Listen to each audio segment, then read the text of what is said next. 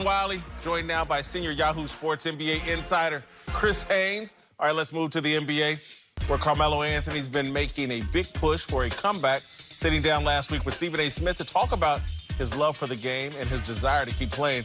But our buddy Steven Jackson actually says there's something more sinister behind Melo's absence from the NBA. They always talk about when players go and play and team up with players, but they don't talk about this type of on how they treat players and just kick them out the league and just blackball them when they want to. Obviously, I love this because, you know, we love to demonize the NFL. They blackball Colin Kaepernick, blah, blah, blah.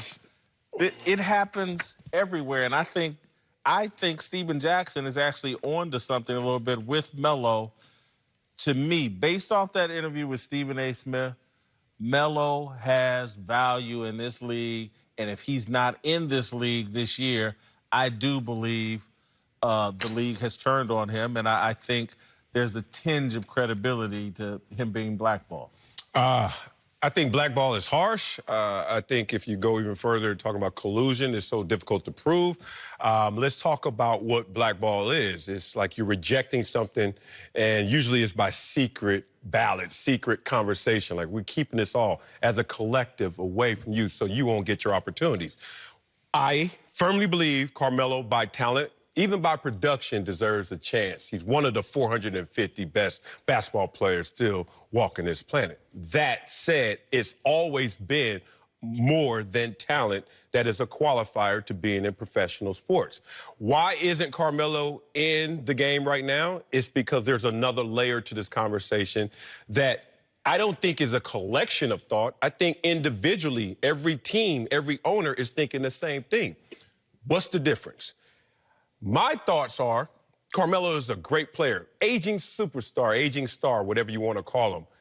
Difficult to mesh that with a lot of youngsters who I want to groom for their position in their prime, as well as difficult to mesh that with guys who are getting the love but are lesser in terms of what they have accomplished than Carmelo. Where do you fit? You don't necessarily fit with the youngsters in grooming, and you necessarily don't fit with our young stars because they're lesser than you and your best. So I think that's where the difficult fit is. What happens to me looking at it from my vantage point, that owner says it to himself. The next owner is thinking the same thing. It's an easy narrative. Phil Jackson said the most difficult thing to do in the NBA is coach an aging star. I think they're individually thinking this, not in collection and not to the point of blackball. I think, to your point about Phil Jackson, the most difficult thing about coaching an aging star is when that star is one-dimensional. Carmelo, all he is known as a scorer. That's it. Now, when you get later on in your career, as you start to age, you start to produce. Now, look, talent-wise, he's better than a lot of players. Oh, yeah. Like, you know, look at Jared Dudley. And no disrespect to Jared Dudley, but Jared Dudley made a niche for himself probably about 3 or 4 years ago as a catch-and-shoot player and a good locker room guy. Carmelo hasn't put that perception out there for us to see.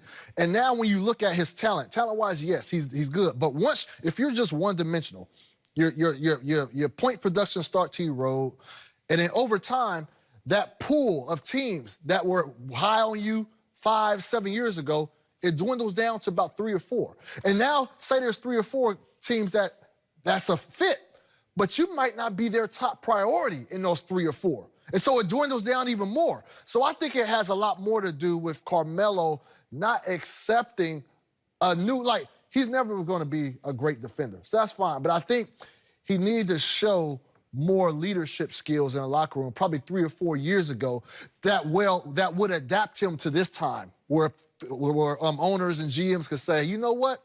He may not be skillfully there, but he could be a good locker room presence. And you guys have both made far better points than I originally did. And I want to piggyback off of what you guys are saying, because I think you're exactly right. And so when I say a tinge of being blackballed, I agree with you, Marcel. It's just like people individually have a narrative on him that I think when I say blackball, it's like Daryl Morey is a power guy and part of the good old boy network. And I don't even say that negatively. He's just part of the power structure of the NBA. And the narrative on Carmelo is he's not going to help your young people develop mentally. And do we want to, and the narrative is he'll let a poison loose. What if our young players adopt his mentality the previously? But and again, maybe I'm reading way too much into one interview. I was so thoroughly impressed with the guy during his interview with Stephen A. Smith. His awareness, the depth of his understanding. I think he's in a different place, and I think if these NBA people look at that interview, it's worth engaging with Carmelo and having the discussion about how are you going to help us develop these young players into the right mentality? Because we can figure out a way to get you on the court for 20 minutes a night, leading our second unit. You can be a part of helping us, our offense, operate when our starters sit down. But are you going to be a positive influence on our culture? And I think he's open to that discussion. You know what? If he's open to it now, they have actual evidence that he wasn't open to it when it was already suggested. That's a difficult place to be. Okay, I get it now. When they were like, we've been trying to make you understand this before. And then interview emotionally, that context is not the same as being on a team, in the organization, in practice, where you're here as a guy who is a great locker room presence, who can give us help off the bench, whose main job is to get our stars ready. When you're off the bench, everyone talks about the game experience coming off the bench. Midway through the first quarter, I walk in, I'm Carmelo Anthony. I'm telling you, on Wednesday at practice, when they say 5-on-5, and they got shirts, they got skins, and Carmelo, you ain't jerseys, you ain't shirts, you skins. You on the other team, you on the B team, and your goal is to get him right. Your ego comes into play. I borrowed 2 years from the NFL when I knew, after Clarence Hill told me in Dallas it was a wrap. Went to Jacksonville, locker room guy. And everything shifted in dynamic. You got to get these other dudes right. If you're not going to be the guy, you got to get the guy who is ready. Are you ready to take that? And then I retired after 2 years of borrowed time because I was like, this is a lot. I'm carrying dudes' helmets, and I'm me.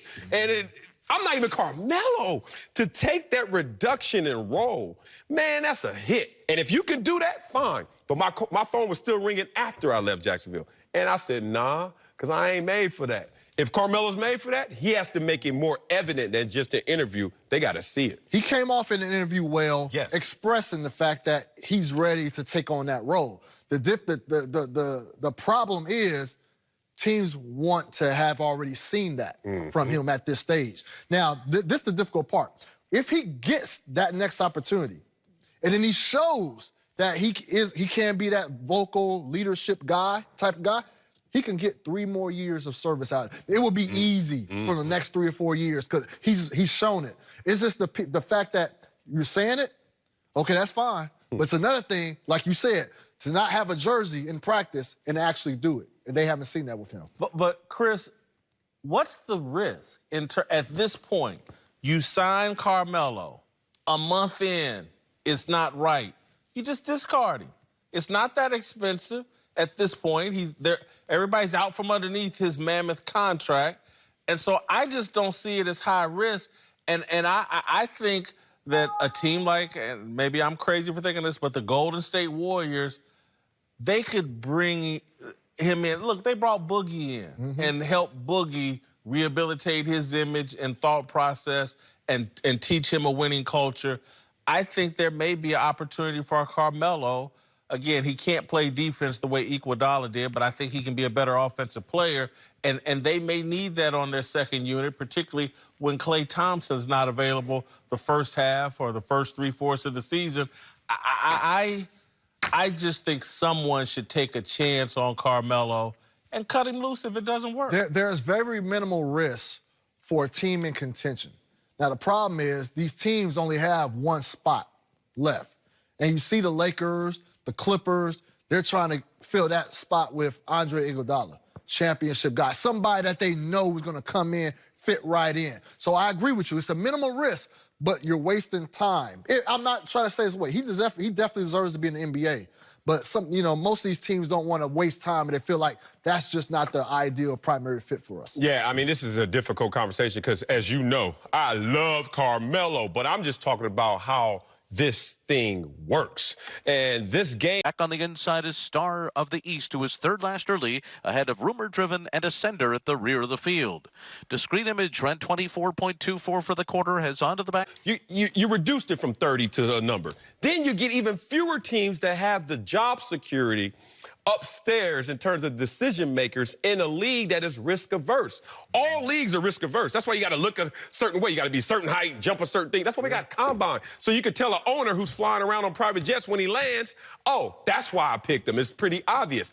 It's not so obvious right now for Carmelo, and that's what's hurting him. All right, coming up is the drama around Antonio Brown already getting to John Gruden, TV's hottest look at social media. Next!